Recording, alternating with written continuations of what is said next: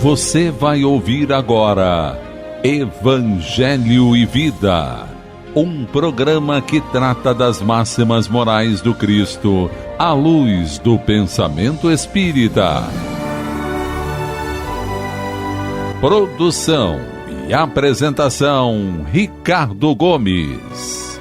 Amiga e amigo ouvinte, sou Ricardo Gomes e com muita alegria estou iniciando mais uma edição do programa Evangelho e Vida nas ondas fraternas da nossa Rádio Rio de Janeiro, a emissora da Fraternidade. Mais uma vez desejo a você saúde, paz, serenidade e esperança, agradecendo sempre a sua preciosa audiência. O nosso tema de hoje é o Espírito de Verdade e o Consolador Prometido, e terá como base o capítulo 6 do Evangelho segundo o Espiritismo, que tem como título O Cristo Consolador.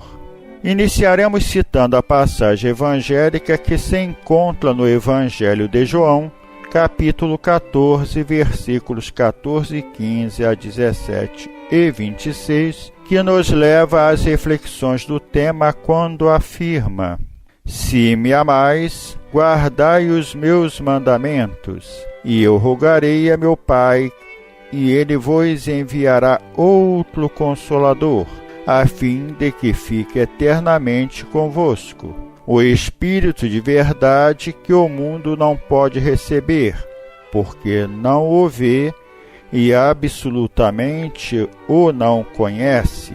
Mas quanto a vós, conhecê-lo-eis, porque ficará convosco e estará em vós.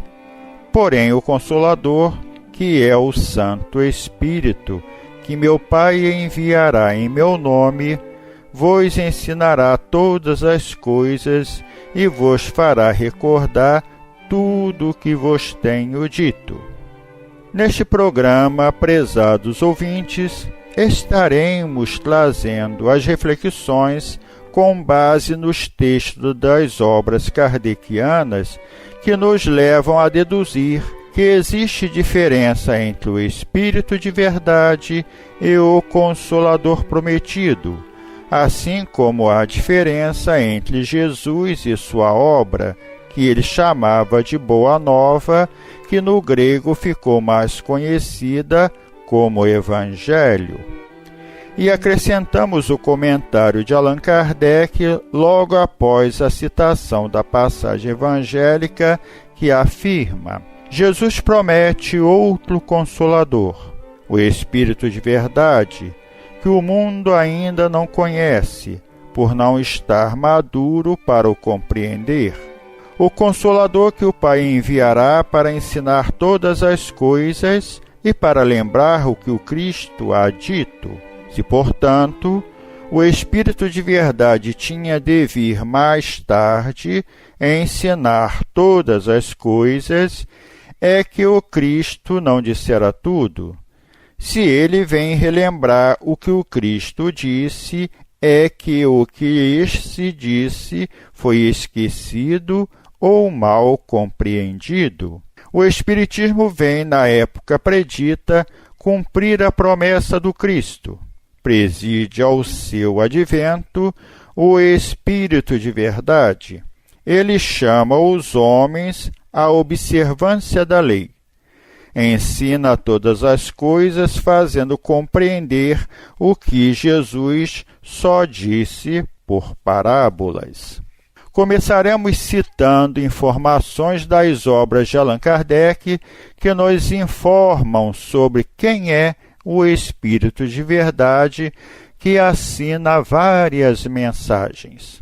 A primeira citação se encontra na segunda parte do livro Obras Póstumas, onde Allan Kardec nos informa como ficou conhecendo o seu guia espiritual, quando narra: Eu morava nessa época na Rua dos Mártires, número 8, no segundo andar, no fundo do corredor.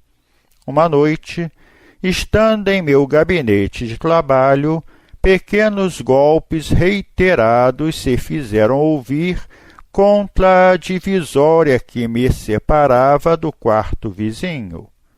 No dia seguinte, sendo um dia de sessão na casa do Sr. Baldan, contei o fato e pedi a sua explicação. Perguntei: sem dúvida, ouviste o fato que acabo de citar? Podereis dizer-me a causa dessas pancadas que se fizeram ouvir com tanta persistência? Resposta: era o teu espírito familiar. Com que objetivo vinha bater assim? Queria se comunicar contigo. Podeis dizer-me o que é que ele queria de mim? Podes perguntar a ele mesmo, porque está aqui. Meu espírito familiar, quem quer que sejais, vos agradeço por ter vindo me visitar. Quereríeis me dizer quem sois? Resposta: para ti me chamarei a verdade, e todos os meses, aqui durante um quarto de hora, estarei à tua disposição. O nome verdade por ti adotado constitui uma alusão à verdade que eu procuro? A resposta: talvez. Pelo menos é um guia que te protegerá e ajudará. Terá animado na terra algum personagem desconhecido? Resposta: já te disse que para ti sou a verdade. Isto para ti quer dizer discrição, nada mais saberá a respeito. E pergunta ainda Kardec: disse-me que será para mim um guia, que me ajudará e protegerá? Compreendo essa proteção e o seu objetivo, dentro de certa ordem de coisas. Mas poderia me dizer se essa proteção também alcança as coisas materiais da vida?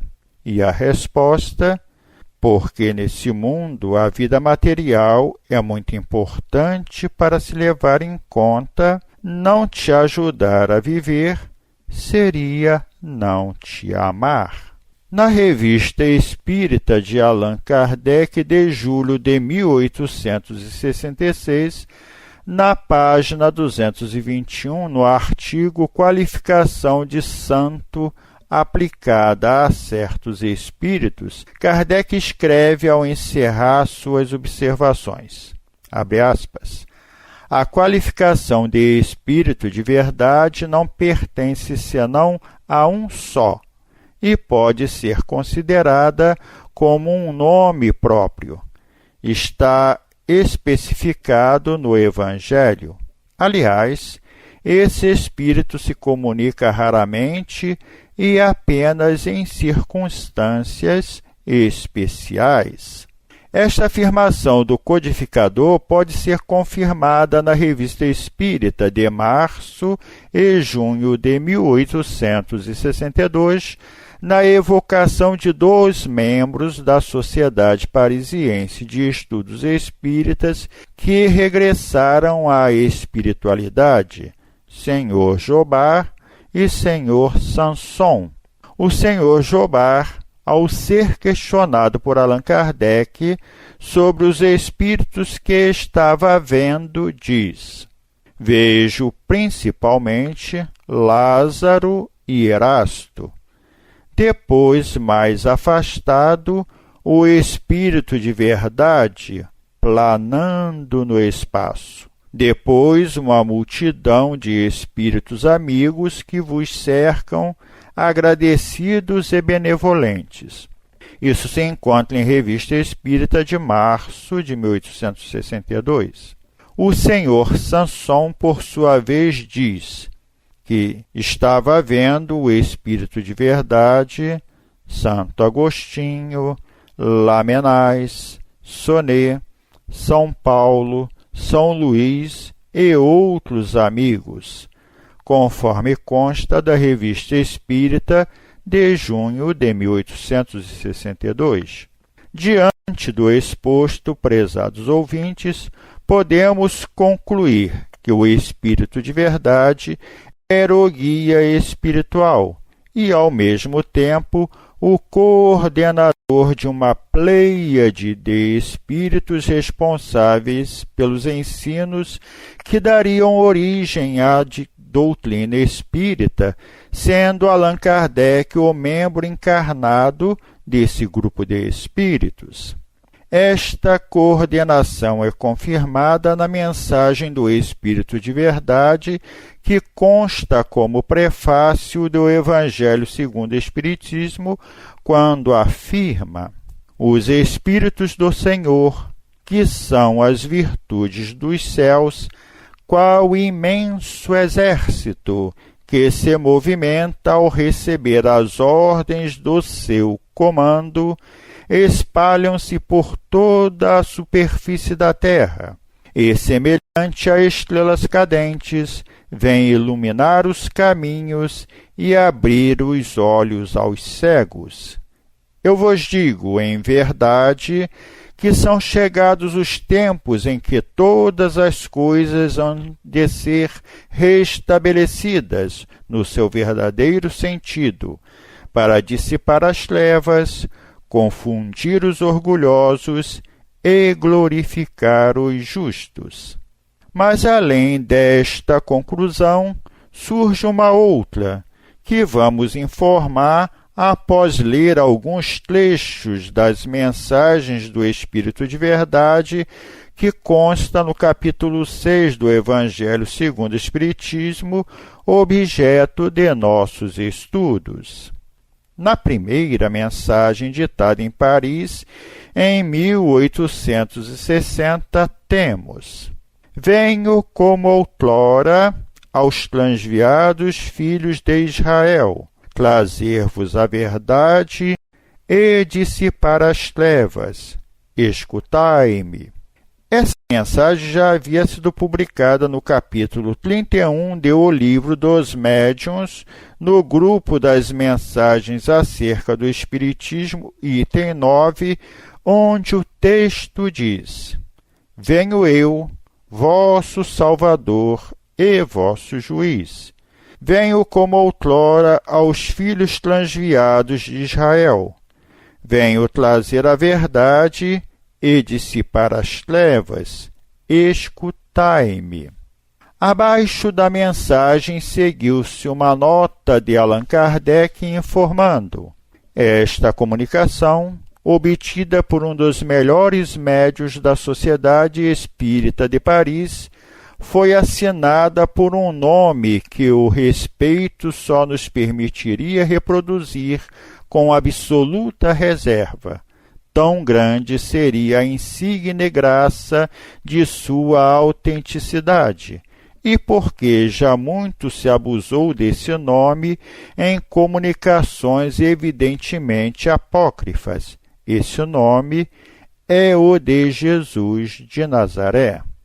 Outro trecho da mesma mensagem diz ele: o Espiritismo, como fez antigamente a minha palavra, tem de lembrar aos incrédulos que acima deles reina a imutável verdade, o Deus bom, o Deus grande, que faz germinem as plantas e se levantem as ondas.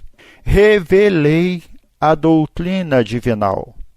Como um ceifeiro, reuni em feixes o bem esparso no seio da humanidade e disse: vinde a mim todos vós que sofreis. Mas, ingratos, os homens afastaram-se do caminho reto e largo que conduz ao reino do meu Pai e enveredaram pelas ásperas sendas da impiedade. O último trecho da mensagem exorta: Espíritas, amai-vos, este o primeiro ensinamento, instruí-vos, este o segundo. No cristianismo encontram-se todas as verdades. São de origem humana os erros que nele se enraizaram. Eis que do além-túmulo, que julgáveis ou nada, vozes vos clamam: irmãos, nada perece.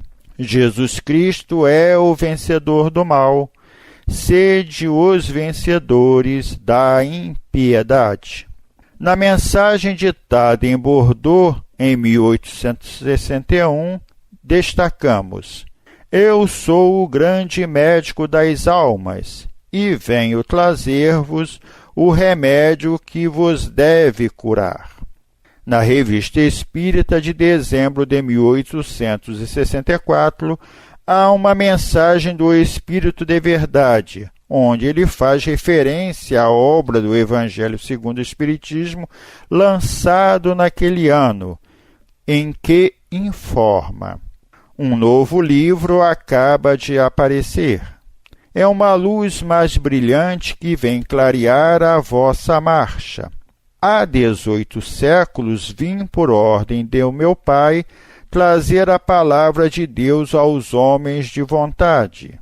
Esta palavra foi esquecida pelo maior número e a incredulidade, o materialismo, vieram abafar o bom grão que eu tinha depositado em vossa terra. Há várias moradas na casa do Pai, disse-lhes eu, há 18 séculos. Estas palavras, o Espiritismo veio fazê-las compreendidas. Completamos com um trecho retirado de A Gênese, no capítulo 1, item 42, quando o codificador afirma: reconhece-se que o Espiritismo realiza todas as promessas do Cristo a respeito do Consolador anunciado. Ora, como é o Espírito da Verdade que preside ao grande momento da regeneração, a promessa da sua vinda se acha por essa forma cumprida, porque, de fato, é ele o verdadeiro Consolador. Citamos ainda a Revista Espírita de 1868, página 49, na mensagem do Espírito de Lamennais, no texto Espíritos marcado, quando esclarece: sim, meus filhos, o povo caminhará mais depressa na nova mensagem anunciada pelo próprio Cristo, e todos virão escutar essa divina palavra, porque nela reconhecerão a linguagem da verdade e o caminho da salvação. Deus, que permitiu esclarecer, sustentar vossa caminhada até esse dia, nos permitirá ainda vos dar as instruções que vos são necessárias. Encerrando as citações, transcrevemos o trecho de A Gênese, em seu capítulo 17, item 39, falando do Consolador prometido, quando Allan Kardec assim escreve: qual deve ser esse enviado? Jesus dizendo: eu pedirei a meu Pai e ele vos enviará outro Consolador, indica claramente que esse Consolador não é ele mesmo. Do mesmo, mas de outro modo, teria dito: eu retornarei para completar o que vos ensinei. Depois acrescentou: a fim de que fique eternamente convosco e ele estará em vós. Isso não se poderia entender de uma individualidade encarnada que não pode permanecer eternamente convosco, e ainda menos estar em vós, mas se compreende muito bem de uma doutrina a qual, com efeito, quando assimilada, pode estar eternamente conosco. O Consolador é, pois, segundo o pensamento de Jesus, a personificação de uma doutrina soberanamente consoladora, cujo inspirador há de ser o Espírito de Verdade. Por tudo que foi citado até aqui, sabemos que o Consolador é um ser individual e a doutrina espírita o resultado do trabalho da pleiade de espíritos sob seu comando.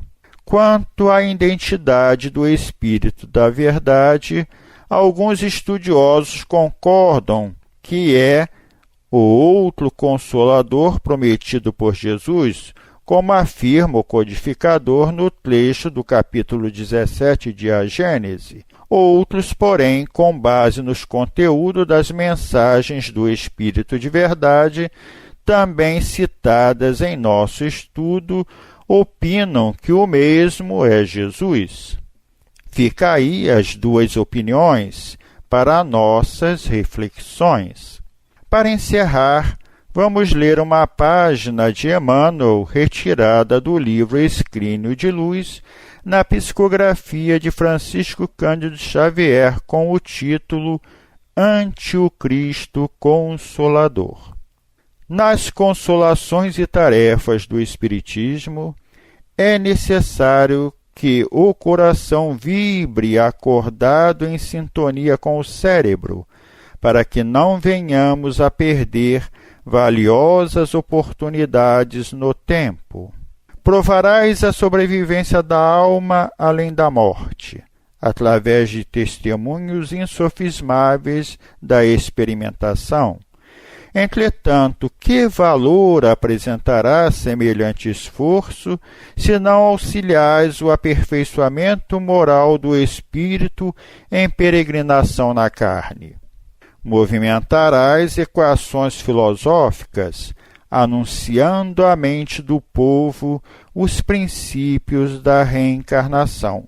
Contudo, que adiantarão teus acertos se não ofereces ao próximo os recursos indispensáveis à sublimação da vida interior? Aproveitarás a mediunidade, distribuindo ideias novas e novas convicções entre os homens sedentos de esperança, por intermédio da argumentação irretorquível.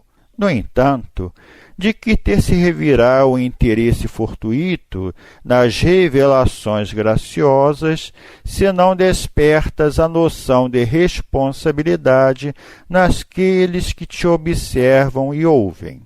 Realizarás as melhores demonstrações científicas, positivando a vida consciente em outros mundos e em outras esferas de ação. Todavia, de que valerá semelhante empreendimento se te não dispões a ajudar o pedaço de chão em que nasceste, contribuindo de algum modo na construção da terra melhor? É por isso que, quase sempre, o espiritismo sem cristianismo é sempre empresa intelectual destinada a desaparecer no sorvedouro de caprichosos da inteligência. Não se entrelaçariam dois mundos diferentes para o simples trabalho de pesquisa ociosa ou do êxtase inoperante. Não se abririam as portas do grande além para que o homem se infantilizasse na irresponsabilidade ou na inconsequência. Cristo é o ponto de equilíbrio em nosso reencontro. Espíritos desencarnados e encarnados, todos nós achamos em degraus diferentes da escala evolutiva. Sem Jesus, estaríamos confinados à sombra de nós mesmos, e sem a disciplina do seu Evangelho de luz e amor, com todas as pompas de nossa fenomenologia convincente e brilhante, não passaríamos de consciências extraviadas e irrequietas a caminho do caos. E assim encerramos, parabenizando com muita alegria a nossa querida Rádio Rio de Janeiro pela passagem do seu 52º aniversário de fundação e agradecendo ao amigo Arcleides Soares pela edição de nossos programas. Agradecemos também a você que nos ouve, desejando muita paz, amor, harmonia e esperança. Torne-se um colaborador do Clube da Fraternidade. Filie-se ou atualize o seu cadastro pelo telefone 3386-1422. Fique com Deus e até o nosso próximo programa, se Deus assim o permitir. A Rádio Rio de Janeiro apresentou o programa Evangelho e Vida.